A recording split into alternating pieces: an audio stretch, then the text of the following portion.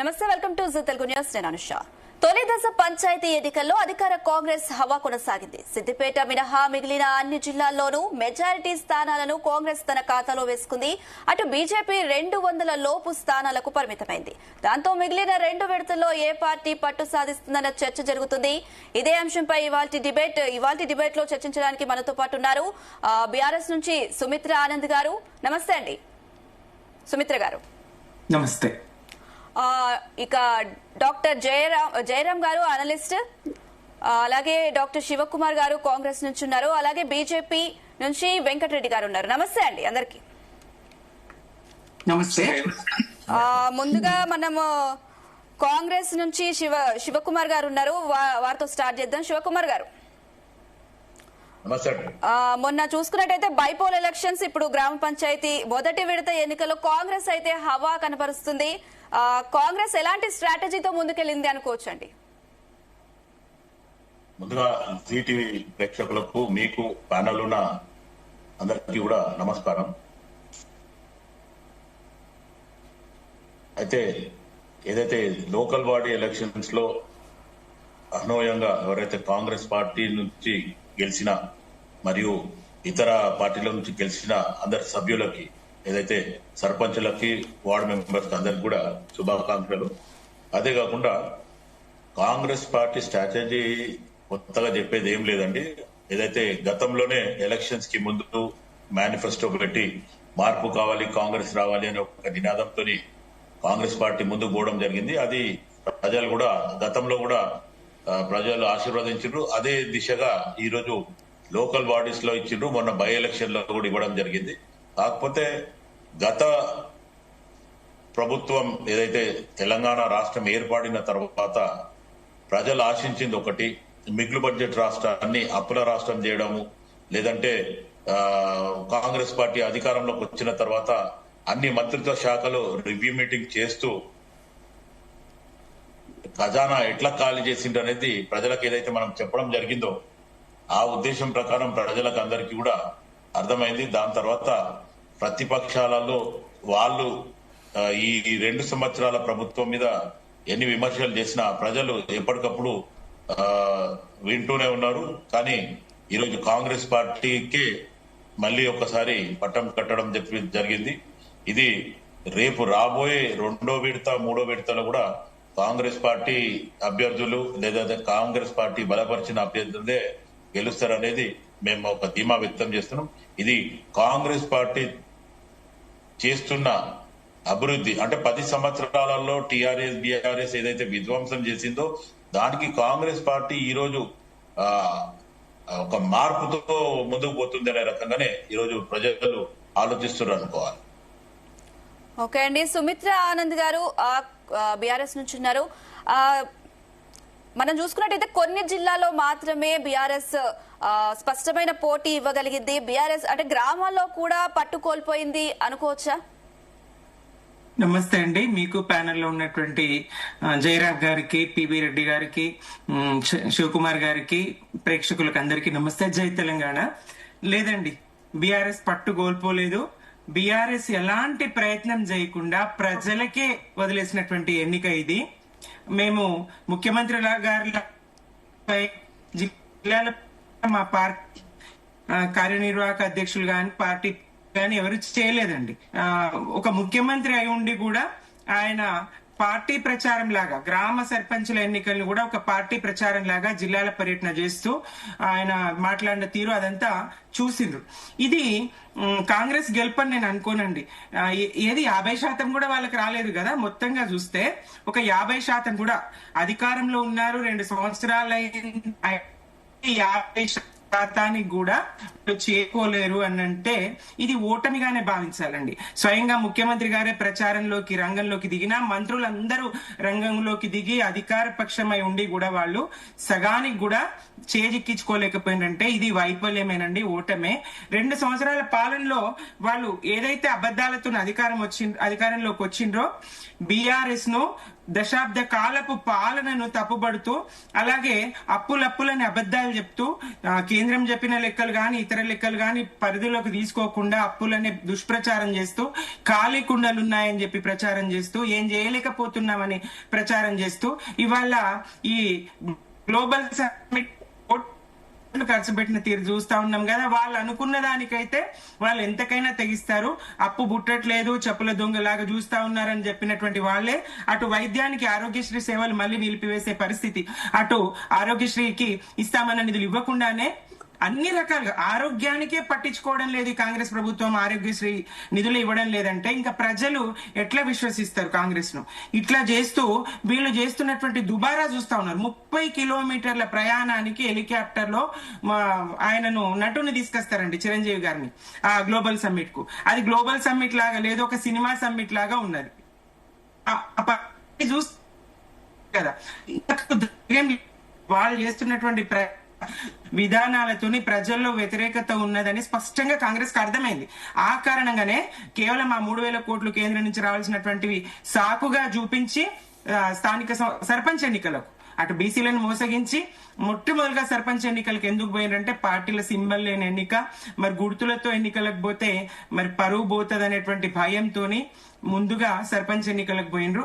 అయినా చావు తప్పి కనులొట్టబోయినట్టుగా పరిస్థితులు, కొన్ని చోట్ల 10 ఓట్లు, కొన్ని చోట్ల 20 ఓట్లు ఇట్లా గెలవడం జరిగింది. ఏదైనా గెలిపే గెలిచిన వాళ్ళందరికీ కూడా ఏ పార్టీ అన్నా కానివ్వండి, గ్రామాలను గ్రామ స్వరాజ్యం పటిష్టంగా ఉండాలంటే దేశానికి వెన్నెముక గ్రామాలని చెప్పేసి గాంధీ గారి నుంచి చెప్తున్నటువంటి ఇది ఉన్నది. పటిష్టంగా ఉండాలంటే గ్రామ పాలన వ్యవస్థ ఉండాలి. గ్రామాలకు ఆపేసినటువంటి రకాల ఈ 2 ఏళ్ల కాలంలో ఉన్నటువంటి పడినటువంటి అప్పులు గాని ఇవన్నీ చెల్లించాలి. అక్కడ ఉన్నటువంటి సర్పంచులకు వాళ్ళకి పెట్టినటువంటి ఖర్చులు చెల్లించాలి. మొత్తం పల్లె ప్రకృతి వనాలు ఎండిపోయినాయి, మంచినీటి సమస్య ఉన్నది, పారిశుద్ధ్య సమస్య ఉన్నది, రోడ్ల సమస్య ఉన్నది. అన్ని సమస్యలు సత్వరం పరిష్కరించాలి. గ్రామాలకు నిధులు కేటాయించాలి. ఆయన ముఖ్యమంత్రి స్వయంగా చెప్పిండ్రు, ఇక నిధులు కేటాయిస్తారనే నమ్మకం అయితే నాకు లేదండి. అడ్డగోలుగా ఖర్చు పెట్టుకోకండి, ఏవో నిధులు వస్తాయని చెప్పేసి సర్పంచ్ అభ్యర్థులకు సీఎం గారే స్వయంగా చెప్పిరంటే ఆశలు పెట్టుకోకుండా మేమేదో ఇస్తామని. ఎందుకు మరి సర్పంచులుగా వీళ్ళు గెలిచి అని అంటే వీళ్ళు ఊర్లో తగవ తీర్చడానికి తప్ప పరిస్థితి లేదు. టిఆర్ఎస్ దశాబ్ద కాలపు పాలనలో ఇంటింటికి తాగునీరు ఇవ్వగలిగినాము, విద్యకు స్కూళ్ల నిర్మాణం జరిగింది, నిర్మాణం అన్ని పల్లె ప్రయాణాలు, చెరువులకు గ్రామాలు, శ్మశాన వాటికల నిర్మాణాలు, రైతు వేదికలు, ఇట్లాంటి పనులన్నీ 90% పనులు పూర్తయినాయి. ఇక వీళ్ళు చేయాల్సింది పారిశుద్ధ్యాన్ని, తాగునీటిని సక్రమంగా అందిస్తూ బల్బులు పెడుతూ ఇట్లాంటి చిన్న చితక పనులు చేయడానికి కూడా నిధులు లేవని చెప్పే పరిస్థితి ఉన్నదంటే కాంగ్రెస్ పాలన తీరెట్లా ఉన్నదో స్పష్టమవుతా ఉంది. ఇది తక్కువ అంచనా వేయడం లేదు, ప్రభుత్వ వ్యతిరేక స్పష్టంగా కనిపించింది. మంత్రుల ఇలాకాలో, ఎమ్మెల్యేల ఇలాకాలో, వాళ్ళ సొంత ముఖ్యమంత్రి గారి ఇలాకాలో, వాళ్ళ నియోజకవర్గాల్లో బీఆర్ఎస్ హవా కనిపించింది కదా. మేము ఎట్లాంటి ప్రచారం మీరు చూసిండ్రు, మీడియా చూసింది, మీ ఇక్కడ ఉన్నటువంటి మిత్రులు చూసిండ్రు. మా పార్టీ దీన్ని పార్టీ ఎన్నికగా తీసుకోలేదు. ఖచ్చితంగా ఊర్లలో ఏదో ఒక పార్టీకి చెందినటువంటి అభ్యర్థులు అయితే ఉంటారు, బలపరచవచ్చు, మేము బలపరచలేమని కాదు. అయినప్పటికీ మా అభ్యర్థులు బీఆర్ఎస్ గా మేము బలపరిచిన అభ్యర్థులు మంచి స్థానంలో ఉన్నారు.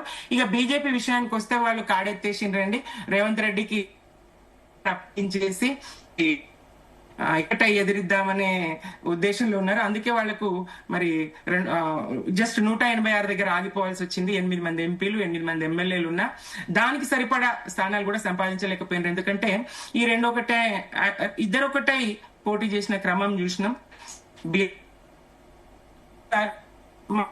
పెరిగేది. అవునండి, ఇప్పుడు ఓకే మాట్లాడుతుంటే మధ్యలో కట్ అయిపోతుంది. ఇప్పుడండి ఓకే మాట్లాడండి, చెప్పండి. ఇది పరిస్థితి అండి రాష్ట్రంలో. ఏ రకంగా చూసినా ఇది కాంగ్రెస్ గెలుపు కాదు. కాంగ్రెస్ 50% కూడా చేరుకోలేదండి. బీఆర్ఎస్ ఎలాంటి ప్రచారం లేకుండా ముఖ్యమంత్రి ప్రచారానికి 50% కూడా చేసుకోలేదు. కూడా ఇలాంటి ప్రచారం లేక మంచి స్థాయి మేము పొందగినాం. అటు బీజేపీ కాంగ్రెస్ ఒక్కటైనా మరి బీఆర్ఎస్ గెలుపును అడ్డుకోలేకపోయినరు. మేము గెలిచినామండి. గెలుపు ఇది. గ్రామాలకు గ్రామాలకు నిధులు కేటాయించాలి. ఓకే అండి, ఓకే మాట్లాడదాం.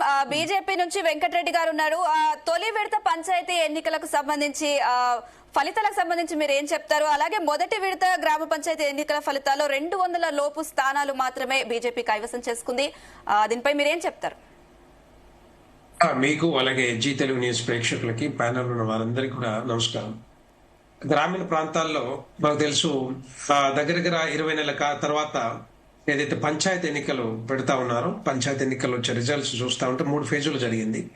మొదటి ఫేజ్ లో అఫ్ కోర్స్ మనకు తెలుసు 20 నెలల కాలంలో కాంగ్రెస్ పార్టీ భయంతో ఎన్నికలకు పోతే రేపొద్దున వ్యతిరేకత ఉంది కాబట్టి మరి ఓట్లు వచ్చే అవకాశాలు లేవు కాబట్టి దాన్ని పొడిగించుకుంటూ 42% రిజర్వేషన్లను చూపించుకుంటూ దాన్ని పొడిగించుకుంటూ వచ్చింది. సరే, తప్పకుండా వాళ్ళకి 50% వచ్చినా లేకపోతే 50% వరకు వచ్చినా కూడా భారతీయ జనతా పార్టీ ఒకటి క్రమక్రమంగా స్ట్రెంగ్త్ అవుతా ఉంది. లాస్ట్ పోయినసారి 2019లో చూసినప్పుడు దానికంటే బెటర్ రిజల్ట్స్ ఇప్పుడు వస్తా ఉన్నాయి.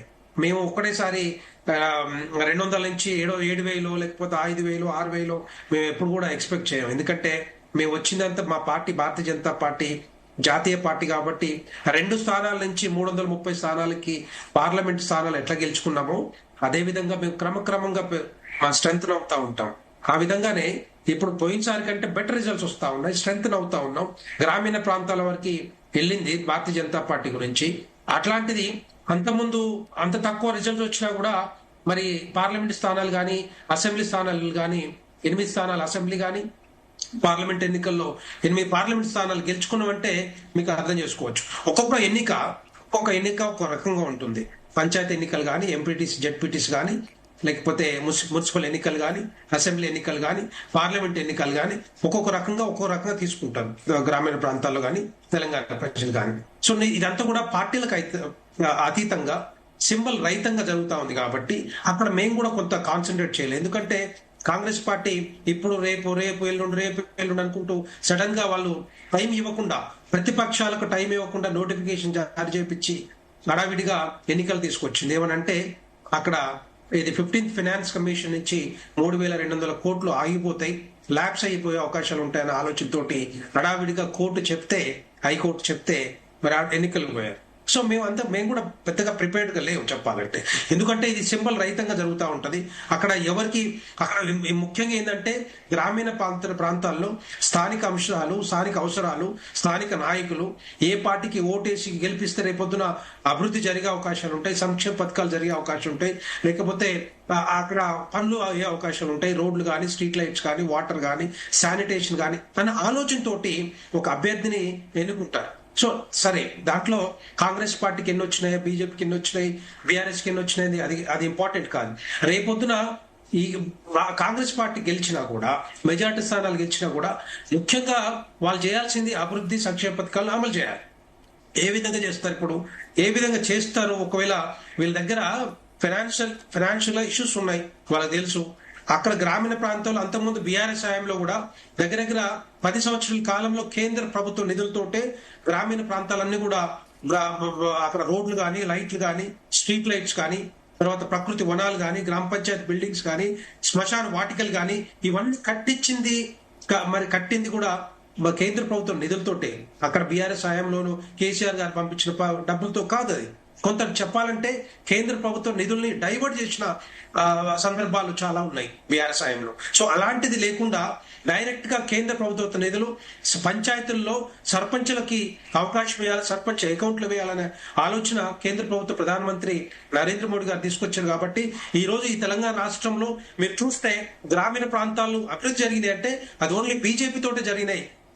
భారతీయ జనతా పార్టీ కేంద్ర ప్రభుత్వ నిధులతో జరిగింది తప్పితే ఇక్కడ రాష్ట్ర ప్రభుత్వ నిధులతో కాదు. వాళ్ళు ఎప్పుడో చేతులు ఎత్తేసి చెప్పాలంటే బీఆర్ఎస్ హయాంలో. సో అదే విధంగా ఈ రోజు ముఖ్యంగా ముఖ్యమంత్రి స్వయాన మా దగ్గర డబ్బులు లేవు, మేము అప్పులు తీసుకొచ్చి మరి జీతాలు ఇస్తా ఉన్నాం.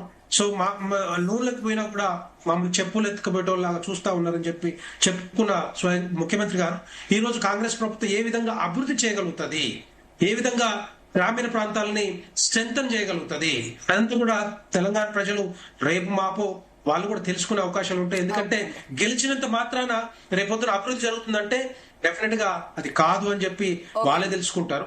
సో నేను ఏమంటున్నంటే భారతీయ జనతా పార్టీ డెఫినెట్ గా స్ట్రెంగ్ అవుతా ఉంది. ఇంకొక 2 ఫేజుల్లో రిజల్ట్స్ రావాల్సిన అవసరం ఉంటుంది. వాటిలో కూడా కొంత వస్తుంది, ఎస్ డెఫినెట్ గా వస్తుంది. తర్వాత మేమంతా మా కాన్సన్ట్రేషన్ అంతా కూడా ఎంపీటీసీలు, జెడ్పీటీసీలు, మున్సిపల్ ఎన్నికలు వాటిలో సింబల్ తో ఉంటాం కాబట్టి, భారతీయ జనతా పార్టీ సింబల్ తో ఉంటాం కాబట్టి పార్టీలకు హితంగా వెళ్లే అవకాశాలు ఉంటాయి కాబట్టి వాటి మీద డెఫినెట్ గా మేము కాన్సన్ట్రేట్ చేస్తాం. ఓకే అండి, నెక్స్ట్ అనలిస్ట్ జయరాం గారు ఉన్నారు. జయరాం గారు చెప్పండి. ఈ పంచాయతీ ఫలితాల ప్రభావం రాష్ట్ర రాజకీయాలపై ఉంటుందంటారా? అసలు అంతగా పరిగణలోకి తీసుకోవాలంటారా వీటిని? ఇది మీకు ప్యానెల్లో ఉన్న మిత్రులు సుమిత్ర గారికి, వెంకటరెడ్డి గారికి, శివకుమార్ గారికి, జీ న్యూస్ ప్రేక్షకులకు నమస్కారాలండి. ఇక్కడ మనము అబ్జర్వ్ చేయాల్సింది ఏంటంటే పంచాయతీ ఎలక్షన్స్ అనేది చాలా సింపుల్ గా కనిపిస్తుంది, సేమ్ టైం వచ్చేసి గ్రౌండ్ రియాలిటీ కనిపిస్తుంది. సో పంచాయతీ ఎలక్షన్సే కదా, దీంట్లో ఏముందిలే, సో వ్యక్తి మీద కొంచెం ఇమేజ్ తోనో ఇంకే రకంగానో లేదా పార్టీతోని మమేకమయ్యో లేదా పైసలు పెట్టుకుంటే ఖర్చు అవుతుంది అనేది అనిపిస్తుంది. కానీ ఇక్కడ జరుగుతున్న థింగ్ ఏంటంటే గ్రామీణ ప్రాంతం లోపల జరుగుతున్న అంశాలను పట్టించుకోకుండా ఓన్లీ ఎలక్షన్ల మీదే కాన్సన్ట్రేట్ చేస్తున్న ప్రభుత్వము, దాన్ని ప్రశ్నించకుండా ఉండేటివి ప్రతిపక్షాలు. ఇవి చాలా కీలకమైన అంశం. అంటే ఈ ఎలక్షన్స్ అనేటివి మేమెంత మందిని గెలిచాము, మేమెంత గెలిచాము అనేది పెద్ద క్రైటీరియా కాదు. సో డెఫినెట్ గా ప్రజలకు మేము ఏం చేశాము, లేకపోతే ప్రజలకు ప్రభుత్వం చేత ఏం చేపియాలనేది ఇది క్రైటీరియా. ప్రభుత్వాన్ని ప్రశ్నించాల్సింది ప్రతిపక్ష పార్టీలు, ప్రభుత్వం పనిచేయాల్సిన బాధ్యత ప్రభుత్వం మీద ఉంది, ప్రజలకు పనిచేయాల్సిన బాధ్యత ప్రభుత్వం మీద ఉంది. ఇది ఏమి జరగకుండా అడావుడిగా ఎలక్షన్లకు పోయినలు. సరే, ఇంతకుముందు సుమిత్ర గారు చెప్పినట్టు, వెంకన్న చెప్పినట్టుగా, శివన్న చెప్పినట్టుగా ఏదేమైనా కూడా సో ఎలక్షన్స్ అనేటివి వస్తాయి పోతూ ఉంటాయి. కానీ గ్రామీణ ప్రాంతాల మీద కాన్సన్ట్రేట్ చేయకుండా మీరు అభివృద్ధిని ఏదైతే డెవలప్మెంట్ని డీసెంట్రలైజ్ చేయకుండా ఓన్లీ సెంట్రలైజ్ గా చేస్తే దానికి పెద్ద ప్రయోజనాలు ఏమి ఉండవు, దానివల్ల పెద్ద ఉపయోగాలు కూడా ఏముండవు.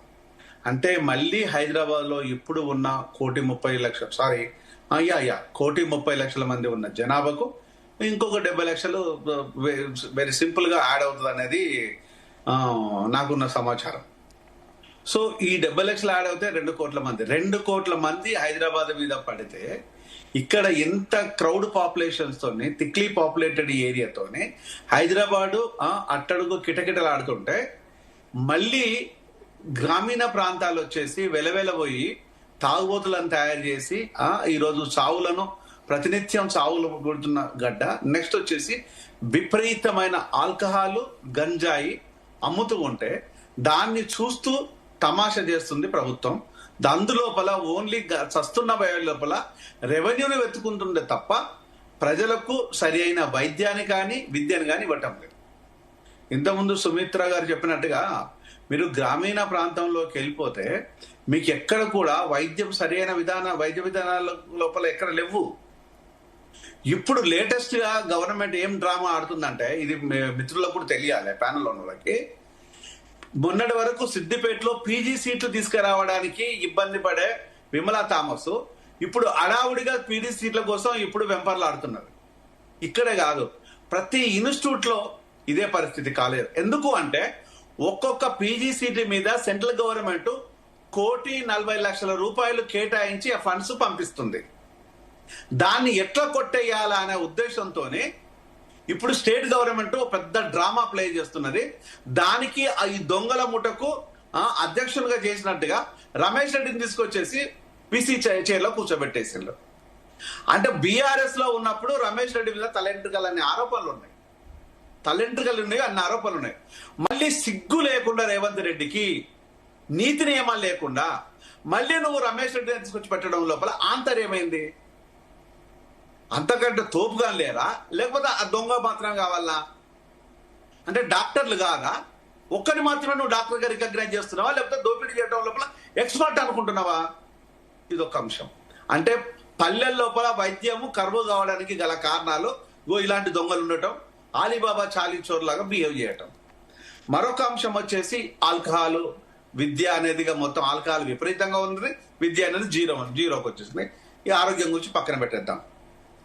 ఈ రోజు మనము ఉమ్మడి ఆంధ్రప్రదేశ్ నుంచి విడిపోయి వచ్చిన తర్వాత ఇక్కడ చేయాల్సిన పనుల్లో ఆంధ్రకు సంబంధించిన పెట్టుబడిదారులు కానీ కాంట్రాక్టర్లు కానీ దూరం పెట్టేసి మనకు సంబంధించిన వ్యక్తులను కొంచెము వాళ్ళ ప్రయోజనాలు కాపాడకున్నా కూడా కొంచెం ప్రజల్లోకి వెళ్ళాలి అనుకుంటే మా వాళ్ళు ఉన్నారు, మా కాంట్రాక్టర్ ఉన్నాడు, లేకపోతే మా అన్న ఉన్నాడు, ఎవరో ఒకరు ఎక్సెట్రా తెలంగాణ వాళ్ళకి ఇచ్చేస్తే 10 మంది కాకపోతే 5 కన్నా మన వాళ్ళకు కొంచెం పని దొరుకుతుంది అనేది ఆలోచన. మరి ఇది ఏమీ లేకుండా మళ్ళీ ఆంధ్ర బాబుల్ని తీసుకొచ్చేసి రేవంత్ రెడ్డి తలమానికం లాగా నెత్తిన పెట్టుకోవడం వల్ల గల కారణాలు ఏంటి?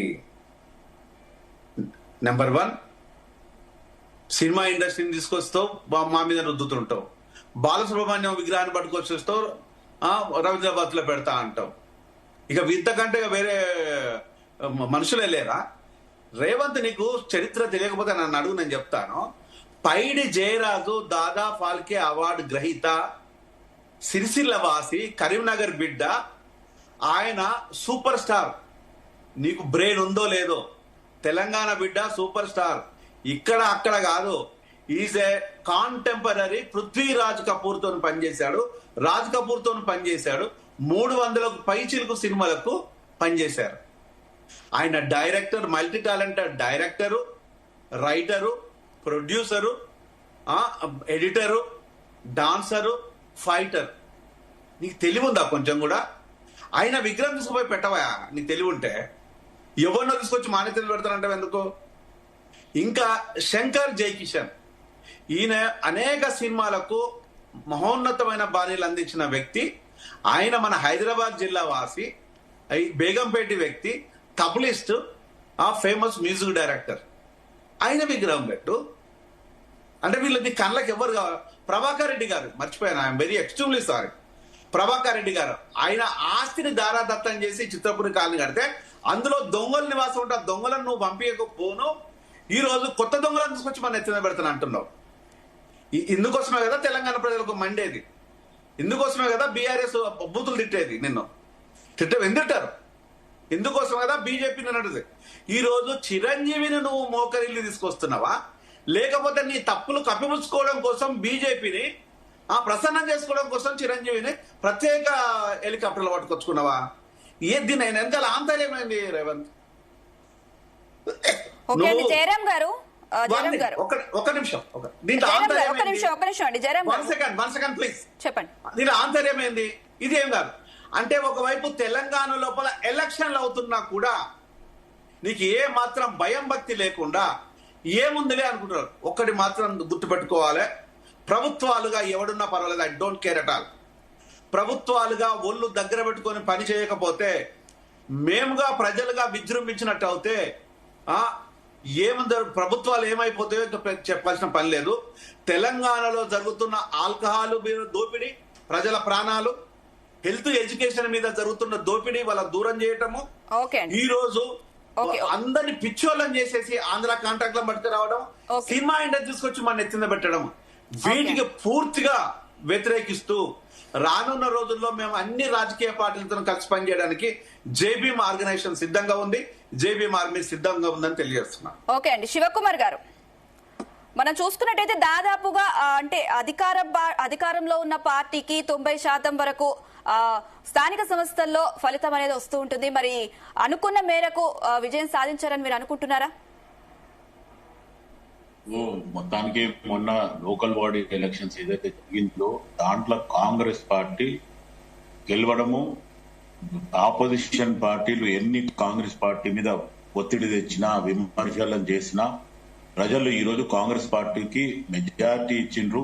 అది 50% ఇచ్చిండ్రా 70% ఇచ్చిండ్రా అనేది ఒక నిమిషం అది పక్కన పెడితే, ఎందుకంటే టీఆర్ఎస్ బీఆర్ఎస్ మొత్తానికి వాళ్ళు ముఖ్య ఏదైతే వాళ్ళు చేసిన ఈ 2 సంవత్సరాల ప్రచారము కాంగ్రెస్ పార్టీ మీద వ్యతిరేకంగా ఎంతో ప్రజలకు తీసుకుపోయినారు. వాళ్ళ ఒక యూట్యూబ్ ఛానళ్లు పెట్టుకొని మొత్తం కేటీఆర్ అండర్లా 60-70 ఛానళ్లు కాంగ్రెస్ పార్టీ అధికారం మీదనే వాళ్ళు పని చేయడం జరిగింది. కానీ ఈ రోజు ప్రజల మట్టుకు వాళ్ళని సస్యంరా అని చెప్పి పక్కన పెట్టి ఇది చేయడం జరిగింది. అయితే ఈ రోజు మొత్తానికి మన ప్యానెల్లో ఉన్న సుమిత్ర గారు బీఆర్ఎస్ నాయకురాలు మాట్లాడడం ఏమంటే కాంగ్రెస్ పార్టీకి 50% వచ్చింది, మేము ఇంట్లో వండుకున్నా మా ఆపోజిషన్ లీడర్ ఫామ్ హౌస్ లో వండుకున్నా మేము గెలిచినాము అనే రకంగా వారు మాట్లాడుతున్నారు. కానీ ఒక్కటి గుర్తుపెట్టుకోండి, గత 10 సంవత్సరాలలో అంటే 2014 నుండి మొన్న 23 వరకు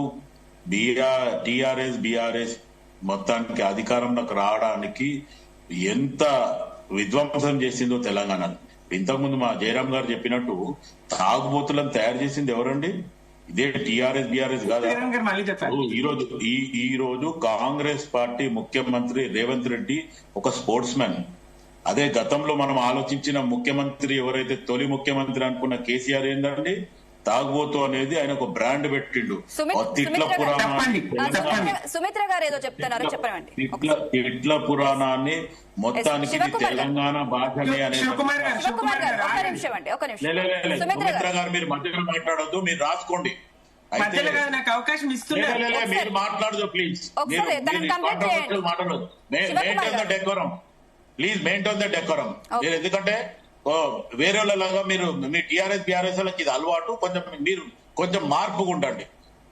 ఎందుకంటే మీరు ఒక టీచర్ ప్రొఫెషన్ లో ఉన్నారేమో అని అనుకుంటున్నాను నేను మీ స్టైల్ చూసి, కానీ కొంచెం మార్పు ఉండాలి. ఎందుకంటే టిఆర్ఎస్ బీఆర్ఎస్ మొత్తానికి ఎందుకు ఈ మాట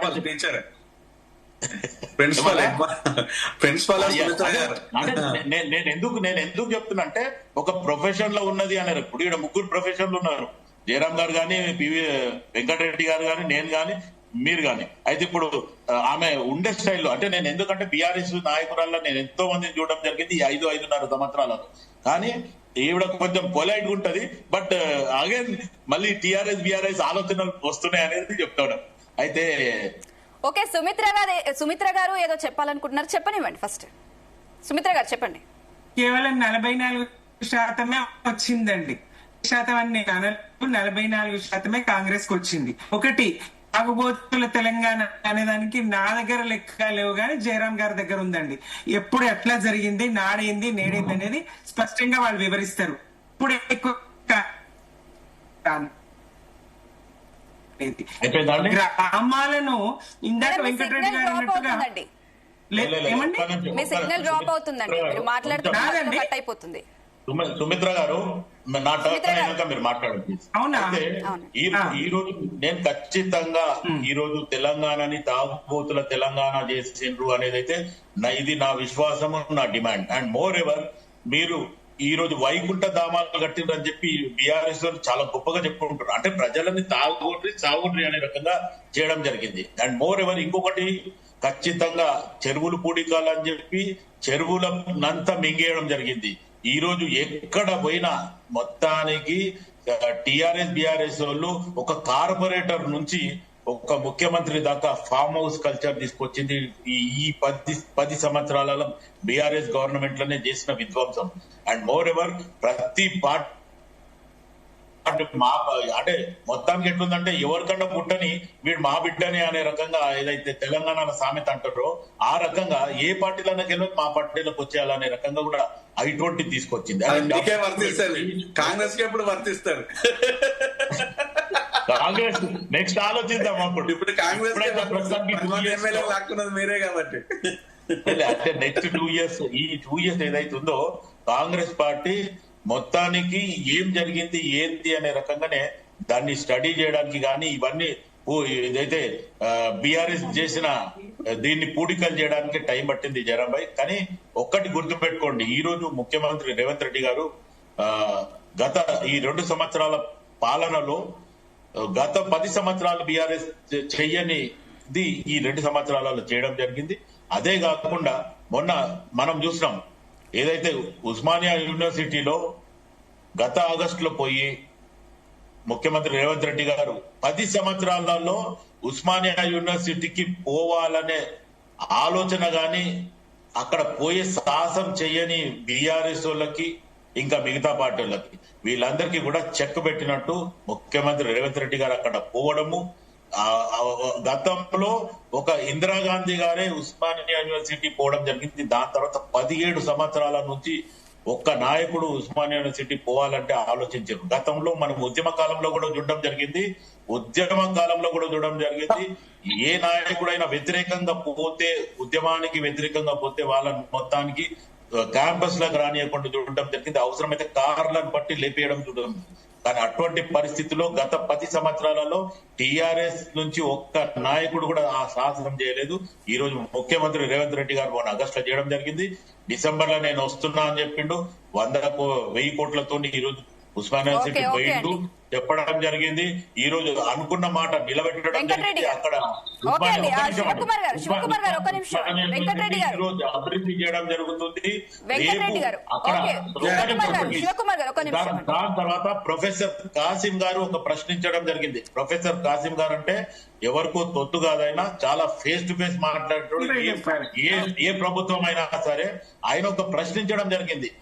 ఉస్మానియా యూనివర్సిటీలో మీరు నిజంగా కూడా ఇంటర్నేషనల్ గా కూడా మీరు కంపేర్ చేయాలనుకుంటే మీ మంత్రులు గాని ఎమ్మెల్యేలు గాని దీంట్లో ఇన్వాల్వ్మెంట్ ఉండొద్దు అనే రకంగా చెప్పడం జరిగింది. దానికి ముఖ్యమంత్రి గారు స్వయాన అదే స్టేజ్ మీద ఎవరన్నా దీంట్లో ఫింగరింగ్ చేస్తే నాకు చెప్పండి, వాళ్ళ పదవులు ఉంటాయనే రకంగా ముఖ్యమంత్రి చెప్పడము నిజంగా కూడా అది మార్పుకు సంకేతం. వెంకటరెడ్డి గారు మీరు చూసుకున్నట్టయితే జాతీయ స్థాయిలో బీజేపీ శక్తి అయితే పెరుగుతుంది. మరి ఎందుకు ఓటర్లు మీ వైపు మొగ్గు చూపడం లేదు? ఎందుకు ఇంత తక్కువ స్థానాల్లో గెలుపొందారు?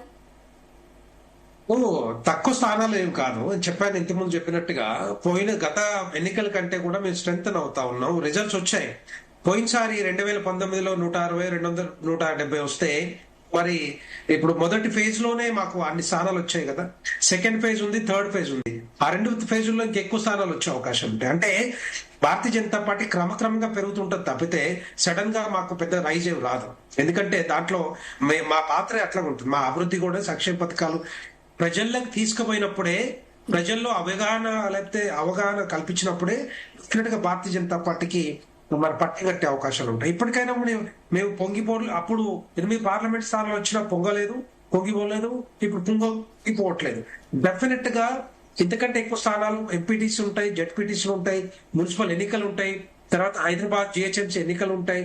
ఈ జిహెచ్ఎంసీ ఎన్నికల్లో ఎవరు కూడా ఊహించినంతగా 2020లో 48 స్థానాలు మేము గెలుచుకున్నాం. ఎవరు కూడా ఊహించలేదు.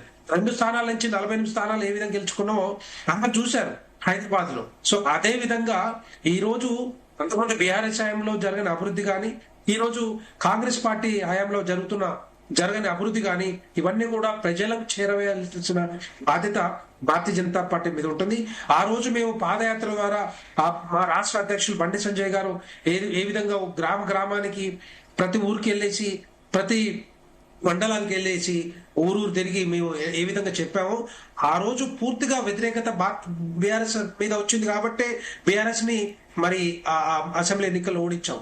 అదే విధంగా ఈ రోజు కాంగ్రెస్ పార్టీ మీద మనకి టైం ఉంది కొంత. అసెంబ్లీ ఎన్నికల ముందు కాంగ్రెస్ పార్టీ కూడా అదే అడుగుజాడలు నడుస్తా ఉంది. సో ఏ అభివృద్ధి కానీ ఏ సంక్షేమ పథకాలు కూడా అమలు చేయలేని పరిస్థితిలో కాంగ్రెస్ ప్రభుత్వం ఉంది. అదంతా కూడా డెఫినెట్ గా తెలంగాణ ప్రజలు అర్థం చేసుకుంటారు. తెలంగాణ ప్రజలు అర్థం చేసుకున్న తర్వాత ఏ పార్టీకి ఓటేస్తే రేపొద్దున అసెంబ్లీ ఎన్నికల్లో గెలుస్తామనే ఆలోచన అందరికీ ఉంటుంది. సో గ్రామీణ ప్రాంతాల్లో ఒకటే ఏంటంటే పార్టీలకు అతీతంగా సింబల్ రహితంగా జరుగుతుంది కాబట్టి ఏ అభ్యర్థి ఓటేస్తే రేపొద్దున అభివృద్ధి జరుగుతుందో ఒక ఆలోచనతోటి. ఎందుకంటే చాలా వరకు ఏమైతుందంటే ఇప్పుడు బీఆర్ఎస్ పార్టీలో కొన్ని స్థానాలు గెలుచుకున్నారు. ఆ బీఆర్ఎస్ పార్టీలో కొన్ని గెలుచుకున్న అభ్యర్థులంతా కూడా రేపొద్దున కాంగ్రెస్ పార్టీలకు పోయే అవకాశాలు ఉంటాయి. ఎందుకంటే కాంగ్రెస్ పార్టీ ప్రభుత్వంలో ఉంది కాబట్టి రేపొద్దున మన ఏమన్నా ప్రాజెక్టులు వచ్చినా, లేకపోతే ఏమన్నా రోడ్డు అభివృద్ధి జరగాలన్నా, ఇంకేమైనా జరగాలన్నా, ఫండ్స్ రిలీజ్ చేయాలన్నా మరి దాంట్లో నుంచి ఉన్నప్పుడు స్థానిక ప్రభుత్వమే ఇచ్చే అవకాశాలు ఉంటాయి కనుక సో రేపొద్దున అట్లా కూడా. ఎందుకంటే 2019లో అదే జరిగింది. 2019లో బీఆర్ఎస్ కి 7,000 చిల్లర వస్తే కాంగ్రెస్ పార్టీకి 2700 సర్పంచ్ స్థానాలు గెలుచుకున్నారు. కానీ ఈ రోజు ఉల్టా అయిపోతుంది కదా. ఇంతకుముందు సుమిత్ర గారు చెప్పినట్టుగా మేము భారతీయ జనతా పార్టీకి ఇక్కడ స్థానం దొరకట్లేదని చెప్తా ఉన్నారు. మరి వాళ్ళ స్థానం 7,000 పైన సర్పంచ్ స్థానాలు ఉంటే ఈ రోజు 2,000కు పరిమితం అవుతా ఉన్నారు. సో ఆ విధంగా అదర్ వే రౌండ్ అవుతా ఉంది. చూడండి మీరు డెఫినెట్ గా అంతే.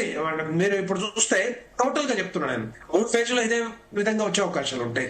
సో ఆ విధంగా మీరు బీఆర్ఎస్ పార్టీ వాళ్ళ స్థానాలు కోల్పోతా ఉంది.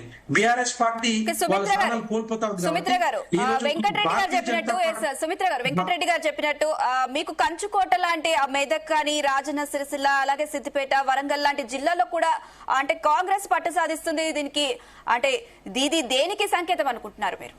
ఇది కాంగ్రెస్ పట్టేంత మాత్రం కాదండి. సిద్దిపేటలో అయితే మేమే ఉన్నాము. మెజారిటీ స్థానాలు మరి ఏ రకంగా 44 మొత్తం నిన్న జరిగినటువంటి ఫలితాలలో 44% కాంగ్రెస్ దక్కించుకుందండి. 50% కూడా రాలేదు. ఒకటి ఇందాక శివకుమార్ గారు చెప్తూ మరి ఏది ఓయూకి సంబంధించి ఓయూలో మరి ఇదివరకు కేసీఆర్ గారు వెళ్ళిండ్రు. ఒకటి రెండోసారి నేను వచ్చేటప్పుడు రేవంత్ రెడ్డి గారు ఏం చెప్పారు, రెండోసారి నేను వచ్చేటప్పుడు ఒక్క పోలీసు కూడా ఉండొద్దు, నేను ఒక్కడిని వస్తా అని చెప్పిండు.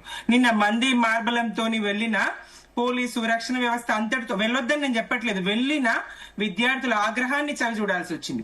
అక్కడ కాశీం గారి గురించి చెప్తారు. కాశీం గారు ఎవరిని భజన చేసిండ్రో చూసిండ్రండి. సాక్షాత్తు చదువుల తల్లి సరస్వతిని విద్యను పట్టుకొని ప్రేయసి అనడం అయితే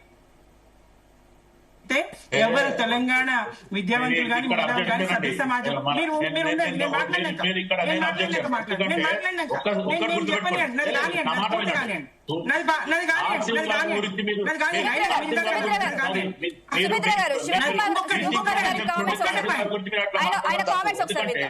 ఆయన ఒకటే అన్నాడు, వాళ్ళ వైఫ్ పేరు చెప్పి ఒకప్పుడు ఆమెను ప్రేమించిండు, ఇప్పుడు చదువుల తల్లిని ప్రేమిస్తుండు అనే రకంగా కాంగ్రెస్ స్టైల్. అంటే గతంలో గత ప్రభుత్వంలో తాగుబోతు ముఖ్యమంత్రి ఉంటే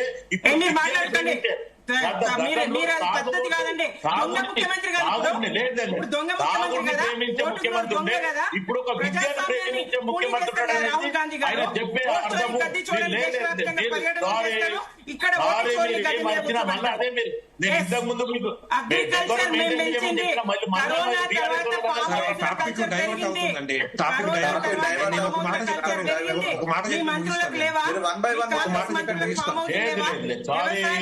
మాట్లాడేది తప్పు. లాగానే మాట్లాడుతున్నారు. టీచింగ్ ప్రొఫెషన్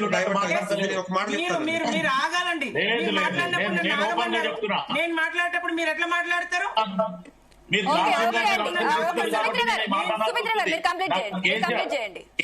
అంటే కూడా మాకు ఒక అభిమానం.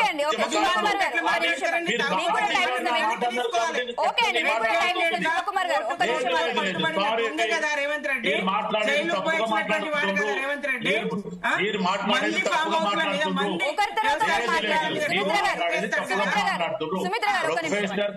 తప్పుగా విన్నాక దానికి తగ్గట్టుగా మీరు చెప్పండి.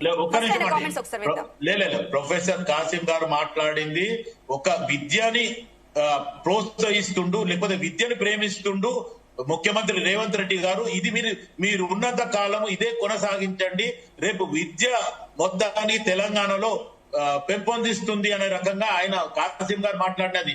కానీ ఈ రోజు కాసిం గారిని కూడా ఆయన భజన చేస్తుండు, లేకపోతే అది చేస్తుండు, చాలా తప్పింది ఇట్లా మాట్లాడడం. ఎందుకంటే ఒక మొత్తానికి ప్రిన్సిపల్ గా ఉన్న కాసిం గారు విద్య గురించి కానీ ఏది ఉన్నా ఆయన ముక్కుచుట్టిగా మాట్లాడారు. సుమిత్ర గారి దగ్గరికి వెళ్దాం. ఒక్క నిమిషం ఆగండి. సుమిత్ర గారు మాట్లాడిన తర్వాత మళ్ళీ మాట్లాడొచ్చు. కంక్లూడ్ చేయండి. 69 ఉద్యమంలో 369 మందిని కాల్చి చంపినటువంటి కాంగ్రెస్ ప్రభుత్వము ఇచ్చిన తెలంగాణను డిసెంబర్ 9న ప్రకటన కేసీఆర్ గారి 11 రోజుల దీక్షకు దిగి వచ్చి ఇచ్చిన తెలంగాణను యూటర్న్ తీసుకొని వెనక్కి తీసుకున్నటువంటి కాంగ్రెస్ ప్రభుత్వము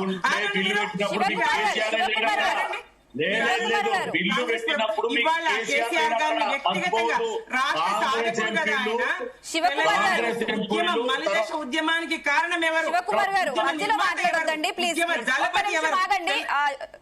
తనని కంప్లీట్ చేసిన తర్వాత మీరు మాట్లాడండి.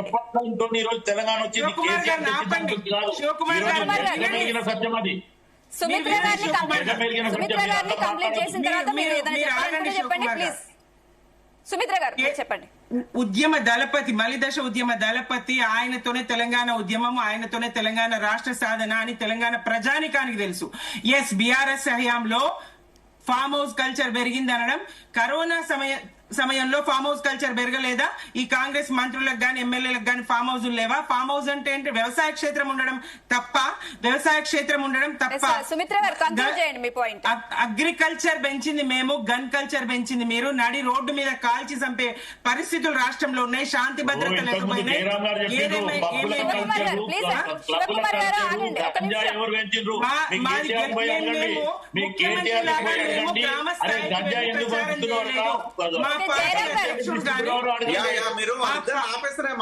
ఓకే అండి, జయరామ్ గారు మీరు చెప్పండి. ఒకటి మీ పాయింట్ కంక్లూడ్ చేయండి.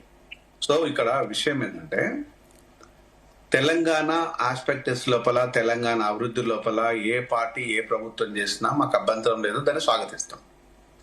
సో అది విద్యాపరమైన అంశాలు కావచ్చు, ఆరోగ్యపరమైన అంశాలు కావచ్చు, అగ్రికల్చర్ విషయాలు కావచ్చు, ఇతర ఏదైనా కూడా, అది భారతీయ జనతా పార్టీనా, కాంగ్రెస్, భారతీయ మన రాష్ట్ర సమితినా, ఇదిగా ఏ పార్టీ అయినా కూడా, ఏ ప్రభుత్వం కూడా ప్రజల కోసం పనిచేస్తే దాన్ని ఆహ్వానిస్తాం, అభినందిస్తాం. కానీ ఇక్కడ ప్రభుత్వానికి అర్థం కావాల్సింది ఏంటంటే, అసలు ఈ మైండ్ గేమ్ అనే విషయాన్ని పక్కన పెట్టాలి. అంటే ఒక దగ్గర ఒక అంశము, ఇంకొక దగ్గర ఇంకొక అంశాలు మాట్లాడేసి స్ట్రైట్ గా ఎడ్యుకేషన్ విషయానికి వచ్చినప్పుడు మీరు గ్రామీణ స్థాయి నుంచి రాష్ట్ర స్థాయి వరకు విద్యను పూర్తిగా ప్రజలకు అందించేది, పారదర్శకంగా ఇవ్వడానికి గల ప్రయత్నాలు చేయండి. అందులో ఎవరికి అభ్యంతరాలు లేవు. 1,000 కోట్లు ఉస్మానియా యూనివర్సిటీకి సమకూర్చినంత మాత్రాన, కేటాయించినంత మాత్రాన గ్రామీణ స్థాయిలో ఉండే విద్యార్థులకు ప్రయోజనాలు చేకూరవు. అక్కడ చదువుతున్న యూనివర్సిటీకి వస్తారన్న విషయాన్ని గుర్తుపెట్టుకోవాలి. మీకు ప్రైమరీ ఎడ్యుకేషన్, హైయర్ ఎడ్యుకేషన్ కనుక ప్రాపర్ గా లేకపోతే, హై స్కూల్ ఎడ్యుకేషన్ ప్రాపర్ గా లేకపోతే, మీరు ఉస్మానియా యూనివర్సిటీ వరకు ఎట్లా వస్తారు? వాళ్ళు ఒక ఉస్మానియా యూనివర్సిటీకి ఇస్తున్నామనే పేరు నెపంతోని ఇక్కడ డ్రామా పే చేయడం వల్ల పెద్ద ప్రయోజనం లేదు. నాలాంటి వాళ్ళని కన్విన్స్ చేయలేరు. మీరు గ్రామీణ స్థాయిలో ఉన్న ప్రైమరీ, అప్పర్ ప్రైమరీ, జిల్లా పరిషత్ స్కూళ్లను వాటిని పూర్తి స్థాయి లోపల అభివృద్ధి చెయ్యండి, ఇన్ఫ్రాస్ట్రక్చర్ ని పెంచండి, దాంతో పాటు ఇంటర్మీడియట్ డిగ్రీ కాలేజ్ పెంచండి. ఇది మేము కోరుకుంటాం. నేను ఇప్పుడు వాళ్ళందరూ మాట్లాడుతుంటే ఇప్పటిదాకా విన్నా కదమ్మా. సో ఇక్కడ సో ఇది ఈ అంశాలు అంటే ఎడ్యుకేషన్ ని ఏ రూపంలో అభివృద్ధి జరిగినా కూడా మేము స్వాగతిస్తాం. మరొక అంశం వచ్చేసి హెల్త్ పరమైన అంశాల లోపల ఒకవైపు మీకు మానవ వనరులు మనుషుల్లా కాకుండా డబ్బులు ఇచ్చే యంత్రాల్లాగా చూస్తూనే వాళ్ళ చావులకు బాధ్యత లేకుండా ఈ రోజు 12,700 గ్రామ పంచాయతీ లోపల నెలకు నేను ఒక్కరే చెప్తున్నాను, నెలకు ఒక్కరుగా మరణిస్తే ఒక నెలకు మరణాల సంఖ్య 12,700 మరణాలు. ఒక్క నిమిషం, 1 సెకండ్ ప్లీజ్. 12,700 మంది మరణిస్తున్నారు. వాటి మీద కాన్సన్ట్రేషన్ చేయండి. ఎవరు వద్దంటాం? అంటే ఎలక్షన్లతో పాటు మనుషుల మీద కాన్సన్ట్రేట్ చేయండి. ఆల్కహాల్ ని గ్రాడ్యువల్ గా తగ్గించండి. కానీ ఈ రోజు 75,000 కోట్లకు చేరుకుంది కాంగ్రెస్ ప్రభుత్వం ఆలోచన ఆల్కహాల్ పైన. 75,000 కోట్లకు చేరుకుందంటే మనుషులు తాగి చావాలా, లేకపోతే వీళ్ళు చావడం కోసమే తాగుతున్నారా, లేకపోతే మీకు రెవెన్యూ ఇవ్వడం కోసం వాళ్ళని చంపుతున్నారా? ఓకే అండి, జయరామ్ గారు, ఓకే అండి, వెంకటరెడ్డి గారు మీ పాయింట్ కంక్లూడ్ చేయండి. ప్రభుత్వం ఒక్కసారి జయరామ్ గారు కనిపించే విధంగా తక్కువగా ఉందండి. జయరామ్ గారు ప్లీజ్. ఇప్పుడు వెంకటరెడ్డి గారు మీ పాయింట్ కంక్లూడ్ చేయండి. భారతీయ జనతా పార్టీ ఇప్పుడు ఏదైతే సర్పంచ్ స్థానాల ఎన్నికలు జరుగుతా ఉన్నాయో, రిజల్ట్స్ వస్తా ఉన్నాయో, డెఫినెట్ గా నేనేమంటున్నా, ఇప్పుడు ఒకవేళ మెజారిటీ స్థానాలు కాంగ్రెస్ పార్టీ గెలిచినా కూడా వాళ్ళ ఫోకస్ అంతా కూడా అభివృద్ధి సంక్షేమ పథకాల మీద పెట్టాలి. రేపొద్దున గ్రామీణ ప్రాంతాలన్నీ కూడా అభివృద్ధి చేయడానికి వాళ్ళు కృషి చేయాలి తప్పితే ఈ వచ్చే ఫండ్స్ ఏవైతే ఉన్నాయో, కేంద్ర ప్రభుత్వ నిధులు కానీ, లేకపోతే 15th ఫైనాన్స్ కమిషన్ నుంచి వచ్చే 3,200 కోట్ల రూపాయలు కూడా, ఇవన్నీ కూడా సమగ్రంగా సమర్థవంతంగా గ్రామీణ ప్రాంతాలకు ఖర్చు పెట్టి అభివృద్ధిని చేయాల్సిన బాధ్యత కాంగ్రెస్ పార్టీ మీద ఉంటుంది. అది రేపొద్దున, ఎందుకంటే ఈ నిధులన్నీ కూడా కేంద్ర ప్రభుత్వం నుంచి వస్తా ఉన్నాయి, వీళ్ళు పెట్టే అవకాశాలు లేవు. సో దాని మీద కాన్సన్ట్రేట్ చేసి ముందుకు పోతే మాత్రం గ్రామీణ ప్రాంతాలు కొంత బాగుపడే అవకాశాలు ఉంటాయి. ఓకే అండి. అండ్ శివకుమార్ గారు మీ పాయింట్ కంక్లూడ్ చేయండి. ఒకటండి, ఇప్పుడు ఇంతకుముందు జయరాం గారు లేవనెత్తిన అంశం మీద నేను నిజంగా కూడా చెప్తున్నా, వైద్యము విద్య అంటే ఇది నా సొంత నిర్ణయము. ఈ రోజు తెలంగాణలో గత 10 సంవత్సరాలలో యువకులని ఏ రకంగా విధ్వంసం చేశారు అనేది మనకు తెలుసు. ఇప్పుడు ప్రస్తుతానికి గతంలో ఉచితాలు అది ఇది అనే రకంగా ఆలోచిస్తుంటారు, కానీ ఇప్పుడు మటుకు ఖచ్చితంగా మార్పు ఖచ్చితంగా వస్తుంది. రేపు రాబోయే రోజులలో మనం ఆ మార్పు కూడా చూస్తాం అనేది నాకు విశ్వాసం. వారు ముఖ్యంగా వైద్యము విద్య మీదనే ఖచ్చితంగా కాన్సన్ట్రేట్ చేస్తారు రేపు తెలంగాణ ప్రభుత్వంలో. వారు అవసరం అనుకుంటే ఈ ఉచితాలు కూడా పక్కన జరిపేసి ఒక వైద్య విద్యను కనుక ఫ్రీ ఇస్తే నిజంగా కూడా నేను కూడా సంతోషిస్తా. ఇది మా ముఖ్యమంత్రి గారికి కూడా ఈ రోజు ఖచ్చితంగా మన లైవ్ డిబేట్ ద్వారా ఇది ఒక రిక్వెస్ట్.